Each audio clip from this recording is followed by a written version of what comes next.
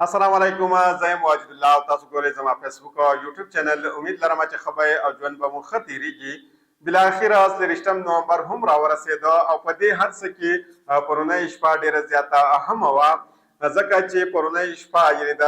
اصل چې کومه میچ دی، یعنې دا کومه غټه لوی میچ چې کومه دی، د دې نه مخکې چې د شپې څه شوي دي، یقینا دغه شپه به ډیسایډ کوي چې راتلونکی میچ به څوک ګټي او د دې فاتح به څوک وي. که دا وخت موږ خبره وکړو د پاکستان تحریک انصاف او د حکومت د طرف نه، یعنې د دواړو طرفونو نه مکمل تیاریانې شوي دي، او د دې نه مخکې موږ د یو احتجاج لپاره دا هم نه دي لیدل چې دا رنګې تیاریانې شوي دي، لکه دا ځل چې د دې احتجاج لپاره څرنګې تیاریانې شوي دي، او صرف د یو طرف نه بلکې د دواړو طرفونو نه چې څرنګې تیاریانې د دې احتجاج لپاره شوي دي. د پاکستان تحریک انصاف د قافلو که موږ خبره وکړو هغه راوتې دي، او د پاکستان تحریک انصاف به نن د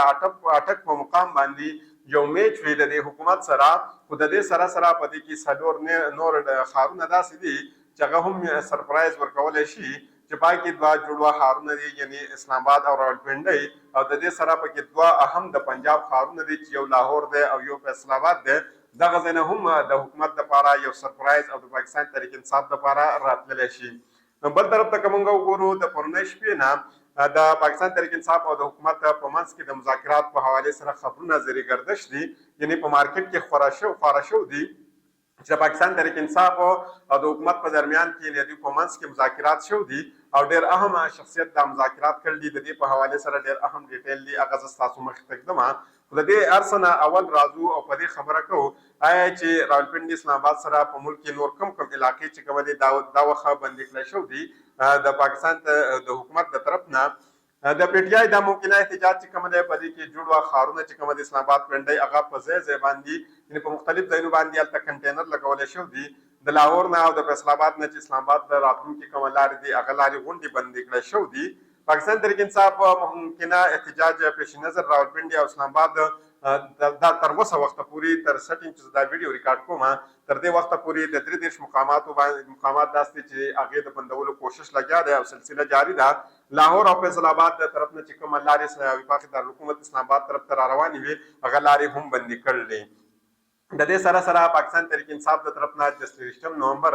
په اسلام آباد کې کومه ممکنه احتجاج دی د هغې د پیش نظر چې دا دوه ښارونه کومه دي دې ته چې څومره لارې رادننه شوي دي، یعنې پنډۍ او اسلام آباد ته دا ټولې لارې چې کومه دي د کنټینرو په ذریعه باندې بندي کړل شوي دي. که موږ دا وخت وګورو فیض آباد کې 6 کنټینر لګولی شوي دي، فیض آباد هم بند کړی شوی دی، آی جي پي روډ بند شوی دی، روات ټي چوک چې کوم دی هغه هم بند کړی شوی دی، کرچ فیکټري هم بنده کړی شوې ده، مندرا او ټیکسلا نه چې کومه روډونه اسلام آباد طرف ته تللي دا علاقې بندې کړل دي. که چېرې چوک موږ خبرو وکړو د پنډۍ هغه طرف نه یو طرفه لاره چې کومه ده دا کولاو شوې ده، یعنې یو طرفه ټریفک چې کومه دی دا روان دی او بل طرف نه ټریفک چې کومه دی دا بند کړی شوی دی. اسلام آباد او د پنډۍ چې څومره رابطه سړکونه دي هغه غونډ بند کړل دي. اوس راځو او دا درته وایم چې په اسلام آباد کې یو یونیک یو نوی کار دی کړی دی او یقینا دا به تاسو حیران کړي، او بالخصوصا هغه کسان چې کومه د پاکستان نه بهر ملکونو کې اوسېدل دي. په اسلام آباد کې پولیس او رینجر او اف سی چې کومه دا تعینات کړل دي، او صرف دوی نه تعینات شو بلکې د دې سره سره قیدي وینس چې کومه وي د قیدیانو لپاره چې کومه گاډي وي دا هم اسلام آباد ته را رسول دي. وایي د اسلام آباد کې د امن او امان قایم ساتلو لپاره رینجر او اف سی تعینات کړی شوي دي، بلکې وزیر داخله محسن نقوي صاحب مظاهرین دا اعلان کړی چې څومره مظاهرین دي دوی اسلام آباد ته د داخلېدو نه چې کوشش وشي چې دوی منع کړی شي، د دې هغې هدایت کړی دی. د دې سره سره اسلام آباد چې څومره تانې دي هغې نه خلک چې کومه دي چې کومه کسان ګرفتار شي په هغې کې هم انتظامات شوي دي او هلته هم انتظامات دوی مکمل کړل دي.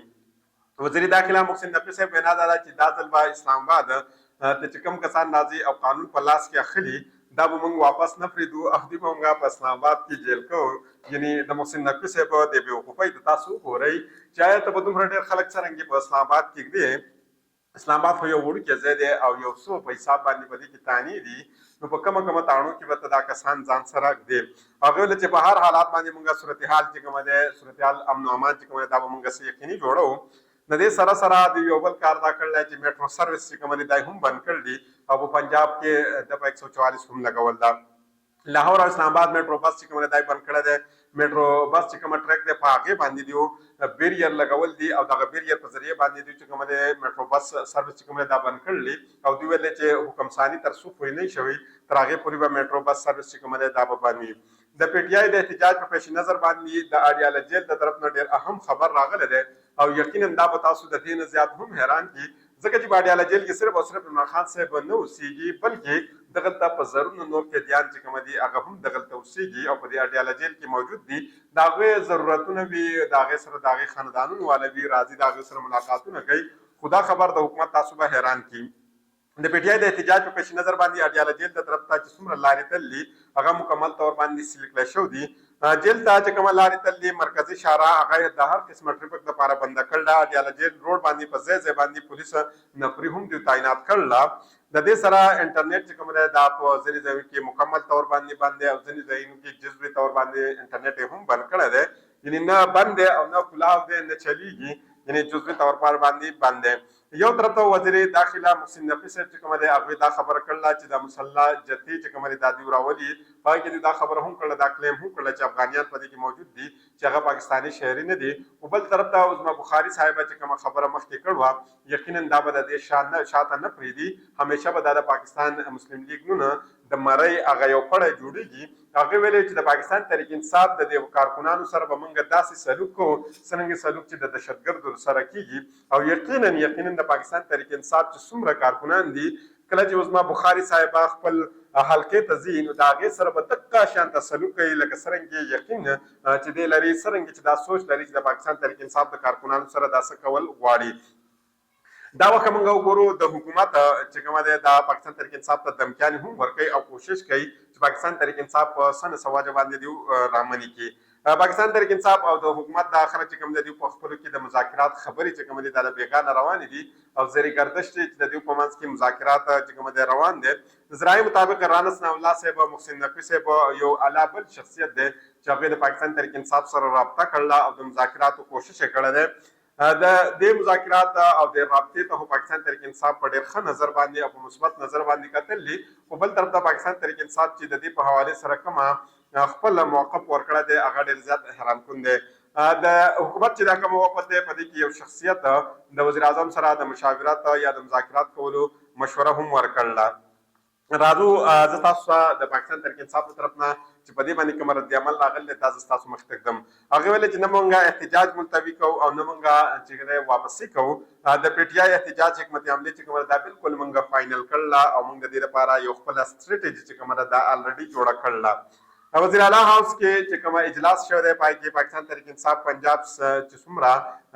قیادت دی د هغې شرکت کړی دی رهنماو کې موجوده سیاسي صورتحال باندې دوی تبادلې خیال کړله د ذرایع مطابق د اجلاس په دوران کې چې کومه بدلتي صورتحال دی په هغې باندې خبرې شوي دي د هغې سره د احتجاج په حوالې سره حکمت عملي په دې کې هم فاینل کړی شوی ده بل طرف ته وفاقي حکومت برسر ګوهر په ذریعه باندې وفاقي حکومت ته دوی دا جواب ورکړی دی چې دا احتجاج موږ مؤخر کولی نه شو او نه موږ د دې دغه کې یو په دې موډ کې چې دا احتجاج موږ مؤخر کړو په اجلاس کې دا فیصله هم شوه چې احتجاج به نه ملتوي کېږي او نه به مؤخر کېږي او نه به واپسي کېږي او دا حکم د چا دی باندې پی ټي آی عمران خان صاحب په هدایت باندې دوی د مذاکرات لپاره دوی دا ویل چې دوی به لارې کلاو ساتي خو دوی دا احتجاج واپس کوي نه او که چېرته دوی دا احتجاج واپس کول هم غواړي نو د هغې دپاره صرف او صرف یو واحد لار ده چې عمران خان صاحب دې رها کړی شي عمران خان صاحب دې د جیل نه بهر راوباسلی شي په اجلاس کې پی ټي آی قیادت دا فیصله هم کړله چې خبرې اترې به کېږي بلکې د باندې د احتجاج د باندې پی ټي آی د رهایي نه مخکې به هېڅ قسمه احتجاج چې کومه ده دا واپسي د دې نه کېږي او دا احتجاج به تر هغې پورې روان وي چې تر څو پورې د عمران خان صاحب رهایي نه وي شوي په اجلاس کې حکمت عمله په تحت باندې کارکنان هر قیمت باندې به د ډي چوک ته رسولی کېږي په دې کې یو نوې فیصله دا شوه ده چې کارکنان خو به ډي چوک ته رسولی کېږي خو مخکې به داسې وه چې د یو لکه موږ عام طور باندې پاکستان کې وینو چې د یو ایم ان ای لاندې 2 ایم پی ای وي یا 3 ایم پی ایګان وي خو دا ځل دوی ورته ویل چې هر ایم ان ای به خپل قافلې سره راځي هر ایم پی ای به د خپل قافلې سره راځي یعنې دا 2 3 یا 4 کسان به یو ځای نه ملاویږي او یو ځای به یو قافله نه جوړوي بلکې هر سړی به خپلې قافلې سره په خپله باندې ډي چوک ته رسولی کېږي ذرایع مطابق اجلاس کې دا هم ویلی شوه چې وزیر اعلی علي ګنډاپور صاحب به 3 بجې صوابۍ ته رسي او نورې قافلې چې کوم دي دا به هم 3 بجې ځان صوابۍ ته رارسوي د وایرلیس سره چې نور څومره د ضرورت شیزونه وي دا به د ځان سره دوی راوړي او هلته به رارسولی کېږي که پاکستان تحریک انصاف ته وګورو دا ځل پاکستان تحریک انصاف भरपूर تیاری کړله او پاکستان تحریک انصاف دا ځل په دې موډ کې دی چې هغې به الله واپس کېږي چې تر څو پورې عمران خان صاحب رهایي نه وي شو. کوشش کوم مزید ډیټیلز تاسو مخې ته کړم. د بلې ویډیو پورې ماته اجازت راکړئ. د الله په امان.